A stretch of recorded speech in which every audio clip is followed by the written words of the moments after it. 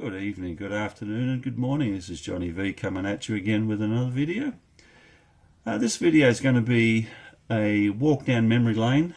I've been noticing a lot of the plastic building channels are doing this, and I quite like the idea of reminiscing over some of the previous builds that I've done in my plastic modelling time, which I still do and still enjoy doing. I've just watched a few of the guys so far, and just some of their kits and things that they've pulled out go back a lot longer than what my modelling era does. I do have older ones in my cabinet which I will show eventually, but the ones I'm showing today are recent in builds, but at least 10 to 12, 13 years old.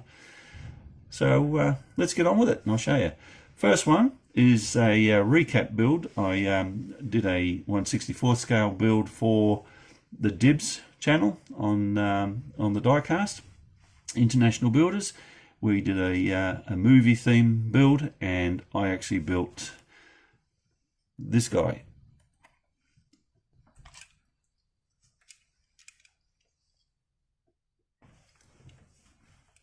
The Cobra 1950 for Mercury, and that was a really good build in my opinion anyway, and it was a really neat movie. It was actually a brilliant movie, and this one I've tried to get as much of that real car detail on it as I could,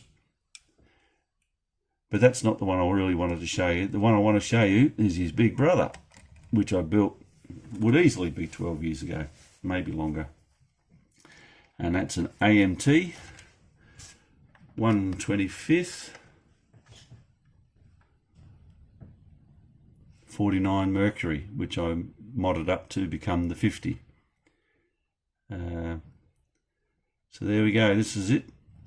It's all built the same as the movie car. I've Frenched in the headlights like they were, molded the double nostril scoop onto the bonnet. I managed to organize some number plates to be correct. Put the spotlights on there, or Dagmar lights, or whatever they used to be called. Fender skirts were molded in as part of the car. They weren't an overlay style. He had satin chrome finished moon hubcaps on them. He had later model lights on the tail end. They weren't the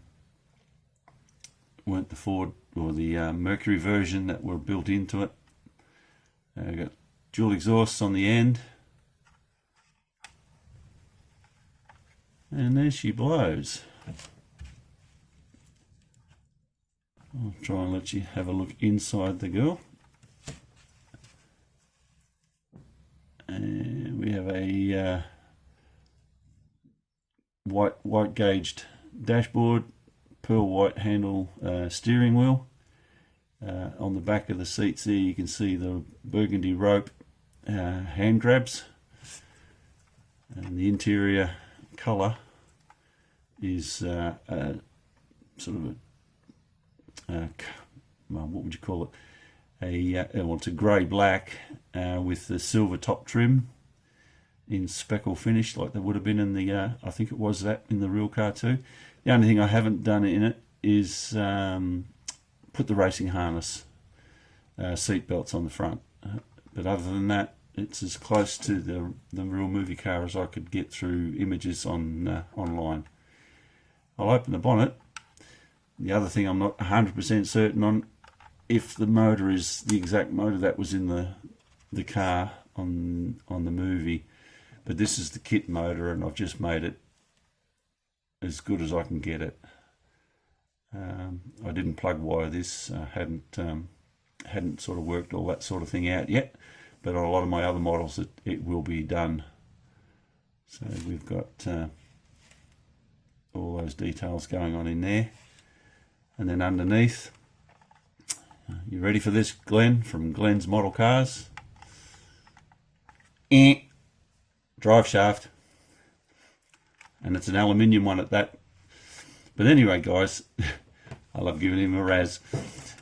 We have our homemade headers that I've put in there to bring the collectors down for the exhaust. Different coloured metal finishes underneath the car for the chassis, springs, the diff, all weathered up properly.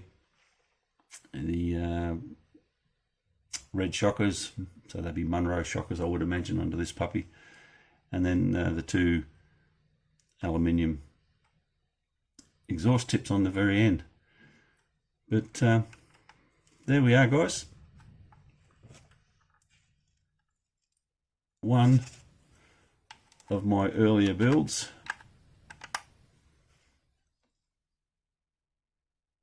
And it's one I'm pretty happy with. It really turned out well. And it certainly represents the car from the movie very well. I'll move that over there, and I'll pop the little guy on its roof just so you can get the scale sizes for those that want to know a little bit about scale. Let's just take that out of the way. Better still, let's turn that round there. So 24th scale or 25th scale, give or take that that inch that they talk about, and then 1/64th scale. Alright guys, that's the first one. Alright, number 2 is another Mercury. This is the Revell example. It came out as a I think it was a 3-way build, yeah. But I changed it even from their 3-way builds, and totally created my own full custom on this one. The paint is actually nail polish. I just couldn't find a nice paint that would truly give this car credit. I mean, there are beautiful paints out there now, but when I did this, there was, you know, it was either Tamiya or it was Model Master bottle paint. We didn't have a great many spray paints around at that time, so I farmed out and got nail polish. But I'll bring this one up a little closer for you guys to have a good look at. So all the chrome foil work done on it.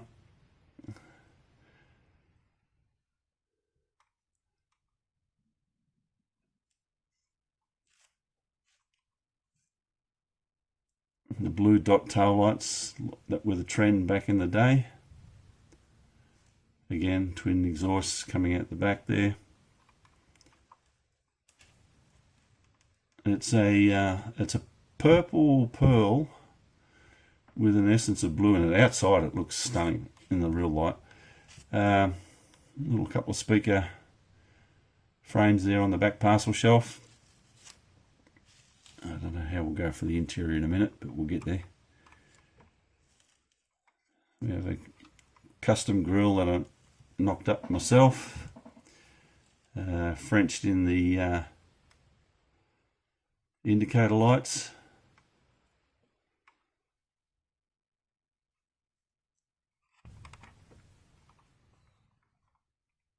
And the interior is tan and, oops, sorry, let's get down there so you can actually see it. Tan and beige with chrome pinstriping around on the door trims. Again, pearl white steering wheel, white gauge cluster on the dash. The dash is car coloured on the outside. I even made my own window cranks out of pins. Headlining is flocked in a beige flock. We have visors up in there, mirror, all that stuff that's needed in a real car. And if we can get there, have a closer look. We get the radio done up.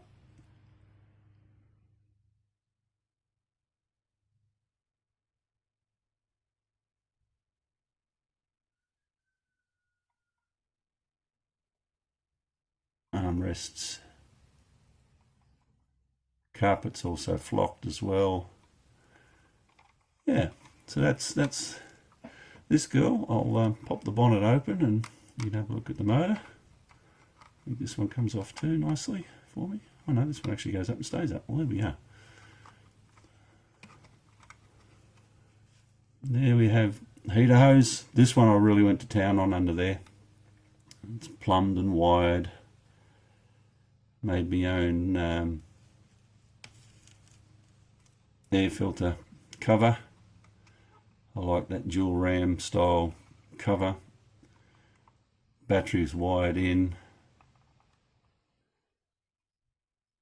Dizzy on the top there.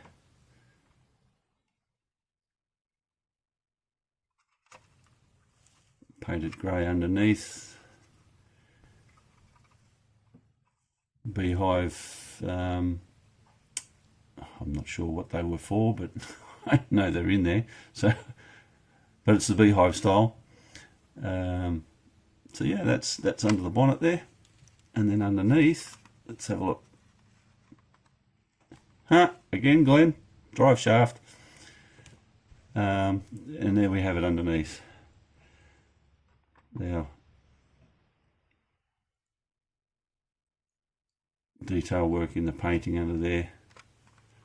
Hot dog mufflers, and that's all in two-tone blacks painted under there.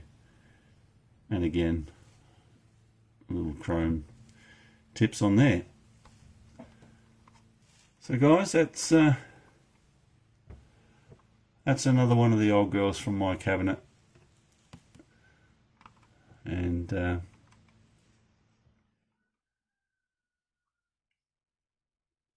really happy with this one. Turned out really well. Alright, I'll pop her on the display there, and I might just do the obligatory. Oops, just giving me some room.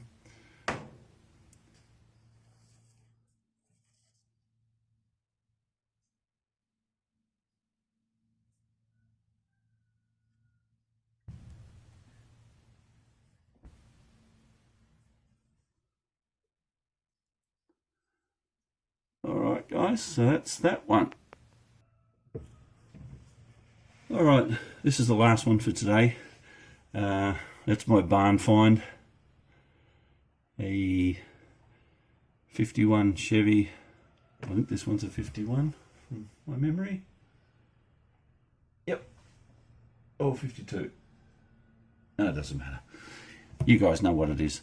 Done as a full. This is my first attempt at, well, first real attempt at having a good go at weathering. And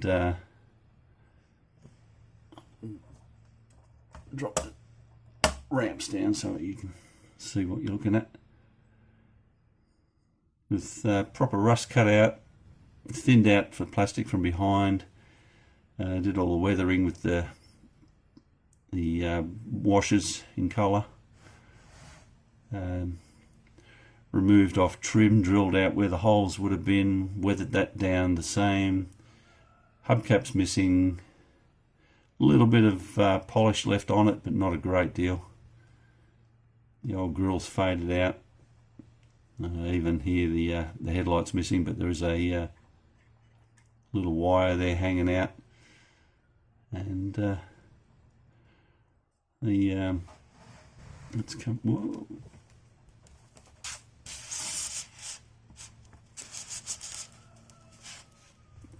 Now we've got bird droppings all over it and moss growing on spots where the moss would grow. The interior is in reasonable order.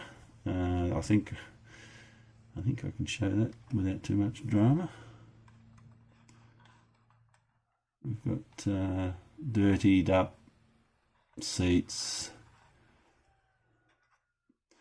We've got staining all over the glue. The glue is one of those, what's his name? That artist that has those happy accidents. But so it's sort of blended in well, but scratched in cracks.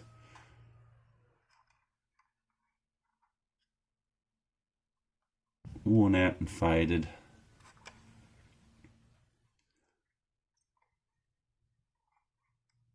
I'll give it in there. There we go. See saggy seats on the bottom there.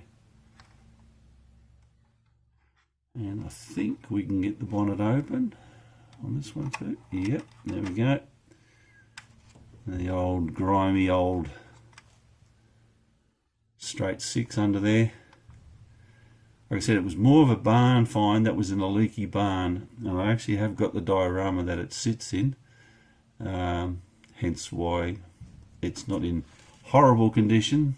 The farmer looked after it the best he could, but a bit of the roof blew off his barn, and moisture gets in obviously, and birds.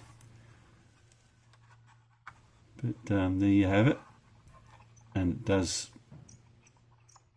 have a broken pinion. Again, drive shaft. Exhaust has rusted away and fallen off, all hanging through there to the bottom. And that's basically this guy. I'll give you some close up on some of the rust work.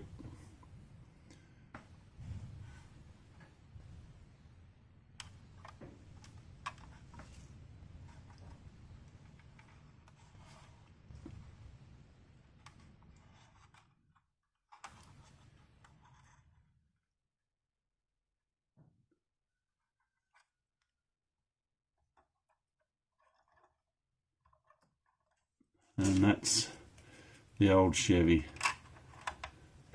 Alright guys, that's my little lot for today. Don't want this video going too long.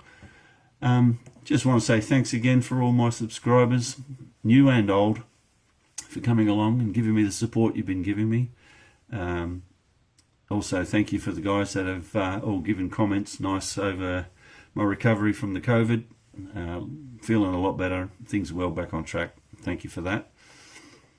And yeah, I hope you enjoy this, and we'll catch you again on the other side when I'll either do a build or another review. Alright guys, thanks very much. This is Johnny V saying bye now.